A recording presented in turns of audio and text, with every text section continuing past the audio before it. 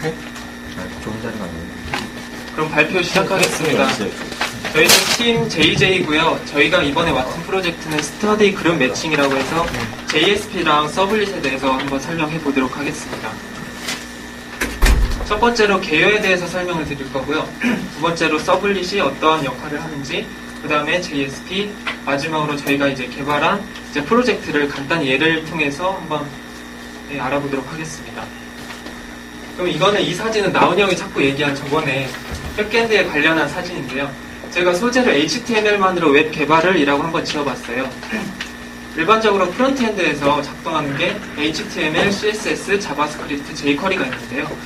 그 기본적인 뭐 홈페이지 같은 경우에는 이것만으로도 물론 구현이 가능하지만 요즘 같은 시대에서 뭐 로그인이 안 되거나 뭐 게시판 글 쓰기, 뭐 댓글 쓰기 이런 거는 데이터베이스와 연동이 필수적이죠. 그래서 백엔드라는 개념을 알고 계셔야 돼요. 그래서 SQL 쿼리문을 통해서 데이터베이스에 접근을 하고 이제 데이터베이스에서 필요한 정보를 이제 백엔드가 받아서 이제 클라이언트한테 보여주는 이러한 형태가 되겠습니다. 그래서 백엔드는 JSP나 PHP, ASP, Node.js 등과 같은 언어들이 존재합니다. 그럼 저희가 JSP로 개발을 했는데 왜 JSP로 개발을 했는지 어떠한 장점이 있는지에 대해서 설명을 드리겠습니다. JSP는 이제 흔히 자바스크립트고 이렇게들 말씀을 하시는데 그게 아니라 자바 서버 페이지의 약자입니다. 그래서 이 말은 자바 코드를 기준으로 이제 자바 코드를 쓰는 웹 언어라고 생각을 하시면 되는데요. 그래서 자바가 가진 특징들을 이렇게 세 가지로 한번 나눠봤습니다. 첫 번째로는 독립성인데요. 이게 JVM이 존재하기 때문에 이제 특별한 하나의 운영체제에 대해서 동작하는 게 아니라 write once, run anywhere라고 해서 리눅스에서 작동을 하면 이제 예를 들어서 뭐 윈도우에서도 이제 소스 코드 변환 없이 작동을 하게 됩니다. 두 번째는 메모리 관리에서 효율적인데요. 이거는 GB라고 해서 갈비지 컬렉터가 존재를 하는데요. 이것은 힙 영역에서 작동을 하는 것이고요. 이것은 예를 들어서 자바에서 변수 선언을 하거나 뭐 객체를 생성을 했는데 이제 그 프로그램에서 사용을 하지 않는다. 그럴 경우에 자동으로 이 GB가 그 메모리를 할당을 해제시켜서 오버플로우를 막는 이제 효과를 거둘 수 있습니다. 그리고 세 번째, HTML과 JSP 스크립터의 분리인데요. 이제 프로그래머 영역과 디자이너 영역을 구분해 준다 이렇게 알아두시면 이제 뒤에서 한번 살펴보겠습니다. 그래서 JSP가 어떻게 등장을 하게 됐고 지금까지 어떠한 이제 발전 과정을 거쳤는지에 대한 이제 설명입니다. 첫 번째로 이제 앞에서 설명드린 백엔드가 서블릿만을 이용해서 처음에는 작동을 했었어요. 근데 이거의 문제점으로 뒤에서 설명을 드릴 건데요. 문제점으로 인해서 JSP가 등장을 하게 됐고 JSP 역시 이것도 한계점이 존재를 했는데 이걸 통해서 JSP를 어떻게 더 효율적으로 사용을 할 수 있는지에 대해서 이제 각종 모델들이 탄생을 하게 됩니다. 그래서 MVC 패턴, MVC 모델이 이제 발전을 하고요. 이거와 더불어서 이제 자바 코드의 특징, 뒤에서 준영이가 발표를 하겠지만 네이버 지도 API 같은 경우처럼 이제 다른 사람이 자주 쓰는 거나 그런 것들을 이미 만들어진 소스들을 이제 오픈소스를 써서 가져다 쓰는 스트럭처 프레임워크와 스프링 프레임워크까지 이제 설명을 드릴 건데요. 이 세 가지에서 MVC 패턴 1까지는 제가 설명을 드릴 거고요. 이 뒤에서는 이제 정민이 형이 이제 뒤에서 발표를 하겠습니다. 그럼 첫 번째로 서블릿 페이지가 무엇인지에 대해서 이제 알아보도록 하겠습니다. 이제 간단히 여기서 이제 웹 개발을 다 해보셨을 거라고 가정을 하고 이제 하나의 HTML 페이지다 이렇게 먼저 생각을 하시면 편하실 것 같아요. 이제 이 코드가 이제 웹 페이지에서 다른 웹 페이지로 이동을 할 때 get 방식과 포스트 방식이 존재하죠. get 방식은 이제 주소 뒤에서 이제 쿼리문으로 날려가지고 이제 처리를 하기 때문에 이제 좀 이제 보안적인 면에서 취약하고 포스트는 보안적인 면에서 조금 안정성이 있다. 이렇게 알고 계시면 되고요. 이래서 서블릿 페이지를 쓸 때는 이제 자바X다, 서블릿다, HTTP 서블릿 클래스를 상속하여 구현을 하고요. 그래서 두 get이랑 두 포스트 메소드 안에서 정의를 하게 됩니다. 지금 이 그림을 보시면 너무 막연해서 좀 잘 이해가 안 되실 건데요. 이 뒤에서 어떻게 이거를 실제적으로 서블릿 페이지를 어떻게 구현을 하는지 한번 예제 소스를 살펴보겠습니다. 하나의 아까 말씀드린 것처럼 HTML 코드라고 한번 생각을 해보세요. 하나의 페이지라고 생각을 해보세요. 그러면은 이게 자바 코드로 이루어져 있죠. 그래서 아까 앞에서 말씀드린 대로 HTTP 서블릿이라는 것을 상속을 받았습니다. 이 상속을 받았고 형태가 init이라는 메소드가 정의가 되어 있고요. doGet이라는 거, destroy라는 게 정의가 되어 있습니다. 일반 자바 코드하고는 다르게 이 페이지가 실행이 되면 이제 이 서블릿이 이 페이지가 실행이 되면 init이라는 메소드가 작동을 하게 됩니다. 그리고 파기가 될 때 이 마지막 이 메소드가 실행이 되고요.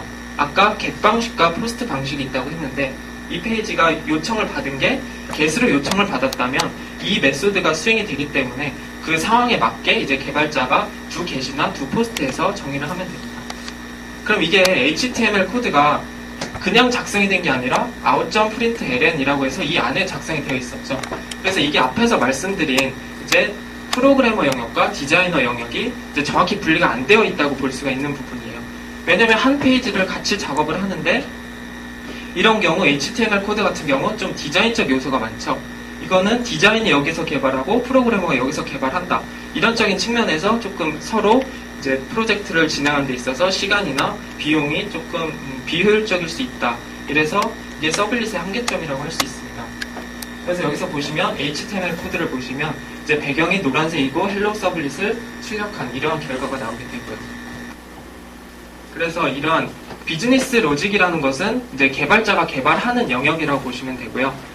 프레젠테이션 로직은 이제 디자이너가 작업하는 그러한 영역이라고 보시면 되는데 이런 게 정확히 분리가 되지 않아서 이제 또 개발 및 관리가 어려워서 JSP가 등장하게 됩니다. 그러면은 한번 JSP를 어떻게 사용하는지에 대해서 또 보겠습니다. 이거는 한번 제가 프렌드라는 거를 통해서 이름, 전화번호, 주소를 통해서 이렇게 JSP로 웹에 출력을 하는 형태를 나타낸 것인데요. 이걸 JSP로 어떻게 표현을 하는지 한번 살펴보겠습니다. 일단 아까 서블릿하고는 다르게 차이점이 보이실지 모르겠는데 바디하고 이제 바디로 닫혀있죠. 이 안에 HTML 코드를 작성을 하되 이제 JSP 스크립팅 기술이라고 해서 꺽쇠하고 퍼센트 꺽쇠 닫혀있는 이 부분이 이 영역이 바로 이제 비즈니스 로직이 됩니다. 이쪽은 개발자가 작업을 하고 이쪽은 이제 디자이너가 개발을 하기 때문에 조금 더 유지가 편리하고 조금 더 좀 효율적으로 작업을 할 수가 있죠, 아까보다는. 그래서 이 소스에 대해서 설명을 해보면 드라이버를 로딩을 하고 일단은 DB에 접속을 해야 되기 때문에 일단 커넥션을 형성을 해야 됩니다. 그래서 URL과 유저 그리고 패스워드를 통해 정상적으로 접속을 하고 그리고 저희가 아까 프렌드 테이블에 있는 이름이랑 주소랑 전화번호를 가져와야 되기 때문에 select라는 문을 통해서 이제 테이블에 접근을 하게 됩니다. 그래서 데이터 값이 존재할 때까지 그리고 반복문을 이렇게 닫고요. tr이라는 것은 아까 위에서 보시면은 이제 한 행을 테이블에서 만들어주는 소스 코드죠. 그래서 이름, 전화번호, 주소 같은 것을 이제 있을 때까지 출력을 해서 이제 존재할 때까지 이렇게 출력이 되게 됩니다. 이게 JSP인데 이것도 역시 아까 한계점이 존재한다. 그래서 발전 과정을 거쳐왔잖아요. 그래서 이 부분은 페이지마다 드라이버 검색과 커넥션을 반복해야 된다. 그래서 비효율적이다. 이렇게 말씀을 드렸는데요. 이거는 여기서 홈페이지 같은 경우 DB와 연결할 부분이 굉장히 많잖아요. 뭐 로그인을 할 때도 그렇고 게시판을 글을 쓸 때도 그렇고 뭐 댓글 쓰기 할 때도 그렇고 그래서 이 페이지마다 이것들을 다 반복해서 사용해주기라는 조금 비효율적이에요. 그래서 이거를 어떻게 JSP를 효율적으로 쓸지 그 방법을 통해서 이제 저희가 선택한 방법이 있습니다. 그게 MVC 모델 1, 그냥 모델 1이라고도 하는데요. 그 방식입니다. 아까 지금 설명드린 부분은 DAO나 DTO가 없는 부분이에요. 없고 DB에 접속을 하고 DB에서 값을 바로 JSP에서 받아서 사용을 했었죠. 근데 그게 아니라 이런 모델은 저희가 사용했던 모델은 어떤 모델이냐면 DAO랑 DTO라는 개념을 통해서 이제 개발을 했어요. DAO는 데이터 액세스 오브젝트. 그래서 뭐 데이터를 읽어서 객체화시키겠다. 조금 막연한 감이 있는데 그 쿼리문을 날리는 거를 모두 다 DAO 클래스 객체 안에다가 작성을 해주는 거예요. 그래서 뭐 데이터를 쓸 때, 뭐 인설트를 시킬 때, 업데이트를 시킬 때, 딜리트를 시킬 때 다 여기에 모든 것을 정의를 해두고 쓰는 것이 이제 DAO라는 개념이고요.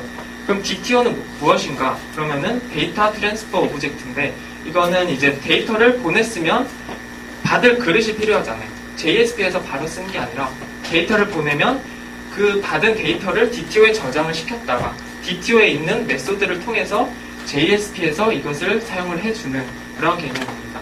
그래서 DAO랑 DTO가 실제적으로 어떻게 코드를 작성하는지에 대해서 한번 알아보겠습니다.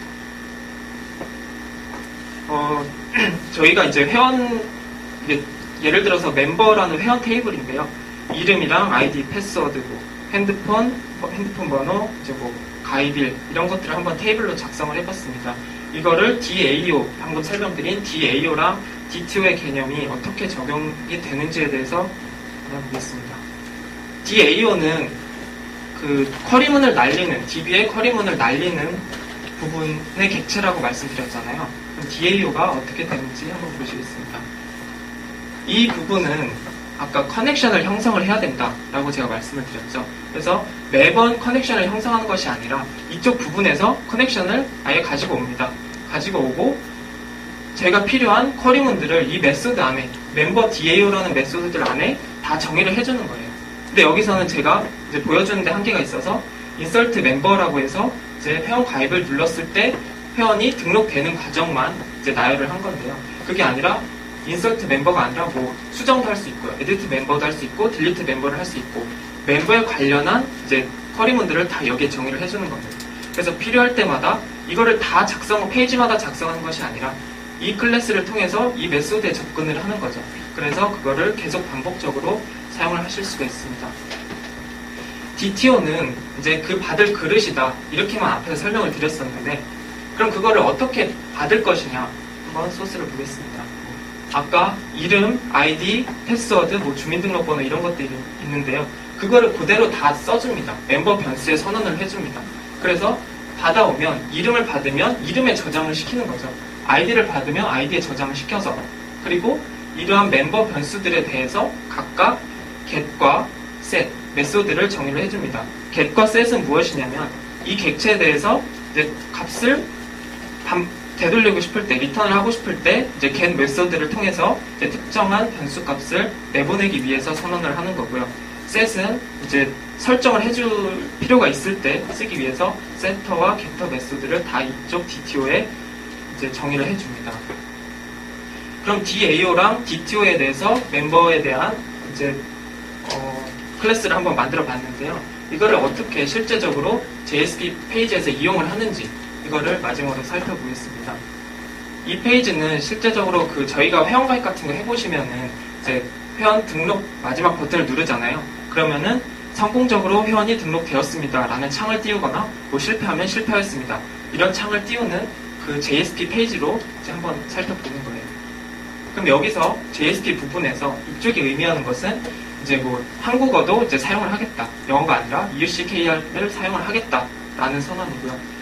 유즈빈, 이 말은 아까 저희가 만든 이거는 패키지인데요. 이쪽 경로를 설정을 해주고 멤버 DTO에서 정의를 한 부분을 MBDTO라는 이름으로 사용을 하는 거예요. 일단 자바를 한번 해보신 분은 아시겠지만 그냥 객체를 선언해준다. MBDTO라는 이름으로 이거를 사용하겠다. 이렇게만 보시면 됩니다. 그러면 이 부분이 의미하는 것은 무엇이냐? MBDTO는 앞에서 말한 멤버 이제 그릇이라고 했죠. 그릇을 이제 모든 것을 저장하겠다 이런 건데 회원 가입을 누르시기 전에 다 가입을 할 정보들을 입력을 하잖아요. 그 정보를 입력하고 확인 버튼을 눌러오면 이 페이지로 그 정보들이 넘어옵니다. 그 넘어왔을 때 그 모든 정보를 MBDTO에 저장을 해주겠다라는 뜻의 이제 명령입니다. 그리고 이쪽 10번째 줄은 멤버 DAO에서 선언한 것을 MBDAO로 이름으로 사용하겠다라는 뜻이고요.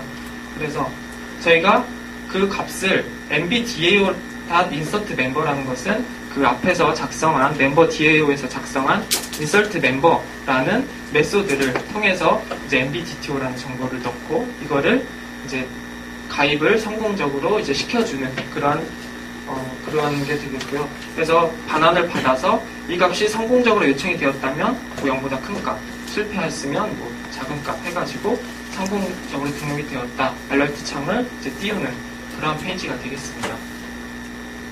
근데 이것도 MVC 모델 1인데요. 이 모델 1에 또 한계점이 존재를 합니다.